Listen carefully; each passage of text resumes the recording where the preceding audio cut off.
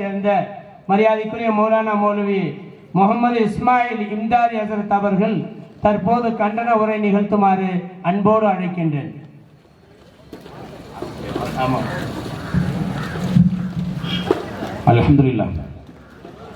அல்ஹம்துலில்லாஹி ரப்பில் ஆலமீன் அஸ்ஸலாத்து வஸ்ஸலாமு அலா சய்யிதில் முர்ஸலீன் வ அலா ஆலிஹி வ ஸஹ்பிஹி அஜ்மஈன் இலா யௌமித்தீன். ரப்பி ஷ்ரஹ் லி صدري ويسر لي امري واحلل عقدة من لساني يفقهوا قولي. ஆதியே அணுவிலும் நிறைந்த ஜோதியே, நீதியே நிகரிலா பொருளே, பேதையே நாடிய கருத்தை முடித்திடும் பெருவரம் தந்தருள்வாயே, எல்லா புகழும் உனக்கே உரித்தானது. வானுவின் கதிரால் இடரும் காலம் படர்தரு தருநிழல் எனலாய், ஈனமும் கொலையும் விளைத்திடும் பவனோய் இருள் தீர்த்திடும் அருமருந்தனலாய், தீனெனும் பயிர்கோர் செழுமழை எனலாய், மாநிலம் தனக்கோர் மணிவிளக்கெனலாய், மக்கத்தில் பிறந்து மதீனத்தில் சிறந்த எம்மான் முஹம்மது நபி ஸல்லல்லாஹு அலைஹி வஸல்லம் அவர்கள் மீதும் அவர்களது குடும்பத்தினர் தோழர் தொடர்ந்தோர் அனைவரின் மீதும் அவர்களது வழிகாட்டுதலை அடியொற்றி நடக்கும் இறையடியார் அனைவரின் மீதும் குறிப்பாக இந்த அவையிலும் அரங்கத்திலும் நிறைந்திருக்கக்கூடிய நம்மனைவர் மீதும் ஏக இறைவனின் சாந்தியும் சமாதானமும் என்னென்றும் நின்று நிலவட்டுமாக என்கிற உளமார்ந்த பிரார்த்தனையோடு துவங்குகிறேன். மகத்தான இந்த நிகழ்வினுடைய தலைவர் அவர்களே, நீலகிரி மாவட்ட ஜமாத்துல் உலமா சபையினுடைய சங்கைக்குரிய உலமாக்களான நிர்வாக பெருமக்களே, ஜமாத்துல் உலமா நீலகிரி மாவட்ட கிளை ஒருங்கிணைத்திருக்கக்கூடிய மகத்தான இந்த நிகழ்விலே திரண்டிருக்கக்கூடிய சமுதாய தலைவர்களே, புரவலர்களே, அமைப்பு தலைவர்களே, இயக்க தோழமைகளே, முஸ்லிம் சமுதாயத்தினுடைய இளவல்களே, பெருமக்களே, நாளைய சமுதாயத்தினுடைய விடிவெளிகளாக இந்த சமுதாயத்தையும் இஸ்லாத்தையும் அல்லாஹ்வுக்கு அடுத்தபடியாக கட்டி காப்பதற்காக களம் காணவிருக்கக்கூடிய இளவல்களே, அனைவருக்கும் முதற்கட்டமாக சலாத்தினை தெரிவித்துக் கொண்டு துவங்குகிறேன். அஸ்ஸலாமு அலைக்கும் வரஹ்மத்துல்லாஹி தஆலா வ பரக்காத்துஹு.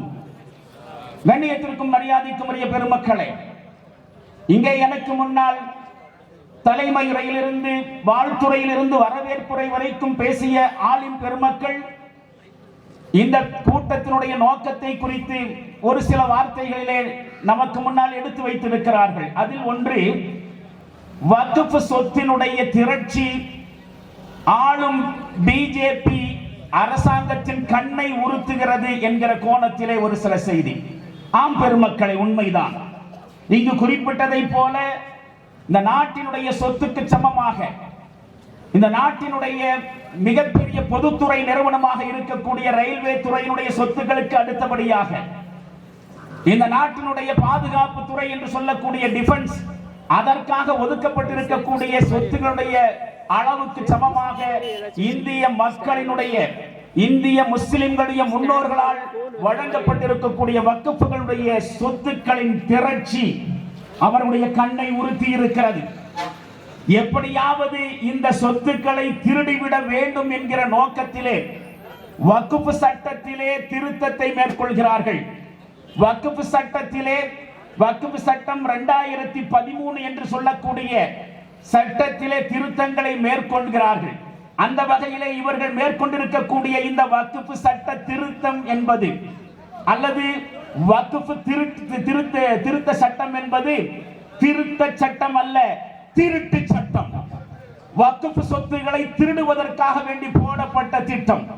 எனவே இது வக்ஃப் திருத்த சட்டம் அல்ல, வக்ஃப் திருட்டு சட்டமாக இருந்து கொண்டிருக்கிறது என்பதை இந்தியர்கள் புரிந்து கொள்ள வேண்டும். முஸ்லிம்களுக்கு இது புரிதல் உண்டு.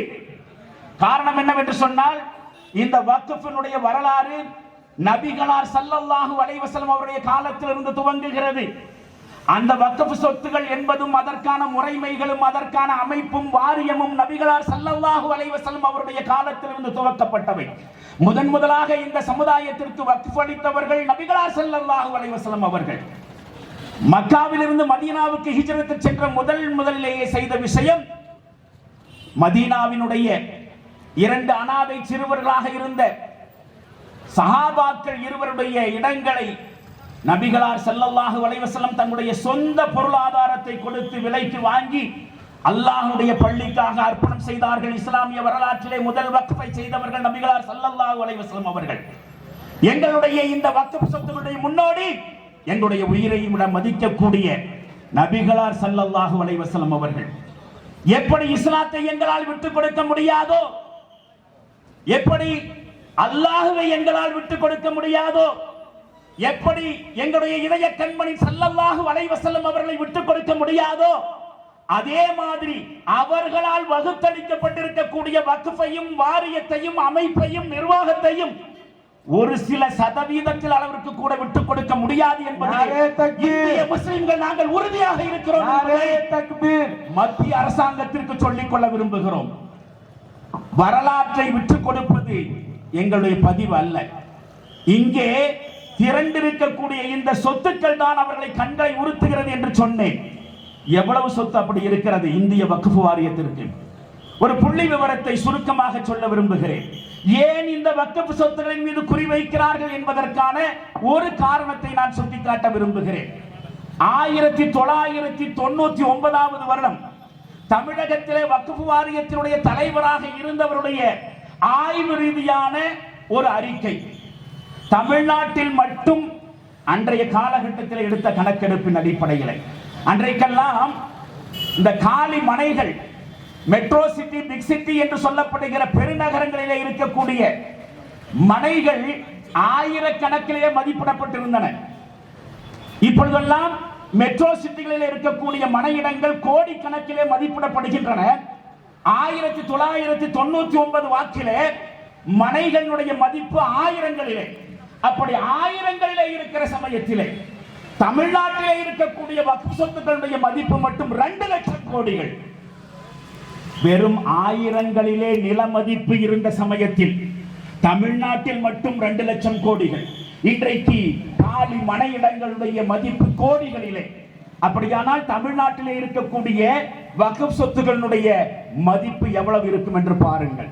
ஒரு மாநிலத்தில் இருக்கக்கூடிய வக்ஃப் சொத்துக்கள் மட்டும் இவ்வளவு என்று சொன்னால், இந்தியா முழுவதும் இருக்கக்கூடிய 28 மாநிலங்கள், 8 யூனியன் பிரதேசங்கள் உள்பட 36 வக்ஃப் வாரியங்கள், மத்திய வக்ஃப் வாரியத்தை தவிர அத்துணை வாரியங்களுக்கு கீழாக இருக்கக்கூடிய வக்ஃபுடைய சொத்து மதிப்பை நாமே கணக்கிட்டுக் கொள்ளலாம்.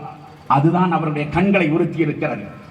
ஓநாய், பசியோடு இருக்கிற ஓநாய் இறையின் மீது பாய்வதை போல இன்றைக்கு இந்த ஆட்சியாளர்கள் ஓநாய்த்தனமாக, குள்ளநரித்தனமாக வக்ஃப் சொத்துக்களை அபகரிப்பதற்கு, ஆட்டையை போடுவதற்கு முயற்சி செய்கிறார்கள். இந்தியாவில் இருக்கக்கூடிய முஸ்லிம்கள், ஈமான் கொண்டிருக்கக்கூடிய முஸ்லிம்கள், அந்த ஈமானை உண்மையாக மதித்து வாழ்ந்து கொண்டிருக்கக்கூடிய முஸ்லிம்கள் ஒருபோதும் இதனை அனுமதிக்க மாட்டோம். எங்களுடைய உயிர் இருக்கிற வரைக்கும் அனுமதிக்க மாட்டோம். தான் இந்த உலகத்திற்கு எடுத்து சொல்ல விரும்புகிறோம். கண்ணியத்திற்கும் மரியாதைக்கும் உடையவர்களே, இனி ஒரு சில விஷயங்கள். ஏன் பிஜேபி அரசாங்கம் இந்த வக்ஃப் சொத்துக்களின் மீது குறிவைக்கிறது என்பதற்கான ஒரு காரணத்தை சொன்னேன். இப்போ இன்னொரு விஷயத்தையும் சொல்லணும். வக்ஃப் சொத்துக்கள், வக்ஃப் வாரியத்தின் கீழ் இருக்கக்கூடிய சொத்துக்கள் மட்டுமல்ல மதிப்பு. ஆந்திரா அனுமதிக்கவில்லை. நீங்கள் புரிந்து கொள்ள வேண்டும் என்பதற்காக உங்கள் மூலமாக ஜமாத்துல் உலமா ஒருங்கிணைத்திருக்கக்கூடிய இந்த சட்ட திருத்த கண்டனத்தினுடைய மீட்டிங்கின் மூலமாக, நிகழ்ச்சியின் மூலமாக சட்ட ரீதியான அனைத்து முன்னெடுப்புகளையும் செய்வோம். முடிவாக ஒட்டுமொத்த இந்தியாவையும் மீண்டும் ஒரு ஷாஹின் பாக்காக மாற்றி இந்த கருப்பு சட்டத்தை பின்வாங்க செய்கிற வரைக்கும் ஓய மாட்டோம் என்பதை மத்திய அரசுக்கு சொல்லிக்கொண்டு, இஸ்லாமியனாக, இந்தியர்களாக இந்த உலகத்திற்கு எடுத்து சொல்லி நாங்கள் முடிவுக்கு கொண்டு வருவோம் என்று சொல்லி என் வார்த்தைகளை முடிக்கிறேன். வாய்ப்புக்கு நன்றி. வாஹிர் தாவானா அனில் அல்ஹம்துலில்லாஹி ரப்பில் ஆலமீன். அஸ்ஸலாமு அலைக்கும் வரஹ்மத்துல்லாஹி தஆலா வ பரக்காத்துஹு.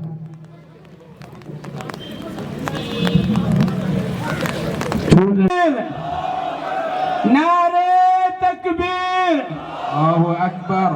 எச்சரிக்கிறோம் எச்சரிக்கிறோம் எச்சரிக்கிறோம் எச்சரிக்கிறோம் எச்சரிக்கிறோம் எச்சரிக்கிறோம் எச்சரிக்கிறோம் எச்சரிக்கிறோம். அநியாய சட்ட திருத்தத்தை அநியாய சட்ட திருத்தத்தை திரும்ப பெற எச்சரிக்கிறோம். எச்சரிக்கிறோம் திரும்பப் பெற எச்சரிக்கிறோம் எச்சரிக்கிறோம் எச்சரிக்கிறோம் எச்சரிக்கிறோம் எச்சரிக்கிறோம் அநியாய சட்ட திருத்தத்தை அநியாய சட்ட திருத்தத்தை திரும்ப பெற எச்சரிக்கிறோம் திரும்பப் பெற எச்சரிக்கிறோம் வாபஸ் வாங்கு வாபஸ் வாங்கு வாபஸ் வாங்க வாபஸ் வாங்க வாபஸ் வாங்கு வாபஸ் வாங்கு வாபஸ் வாங்க வாபஸ் வாங்க வக்ஃபு திருத்த சட்டத்தை வாபஸ் வாங்கு வக்ஃபு திருத்த சட்டத்தை வாபஸ் வாங்க வாபஸ் வாங்கு வாபஸ் வாங்கு வாபஸ் வாங்க வாபஸ் வாங்க வக்ஃபு திருத்த சட்டத்தை வாபஸ் வாங்கு வக்ஃபு திருத்த சட்டத்தை வாபஸ் வாங்க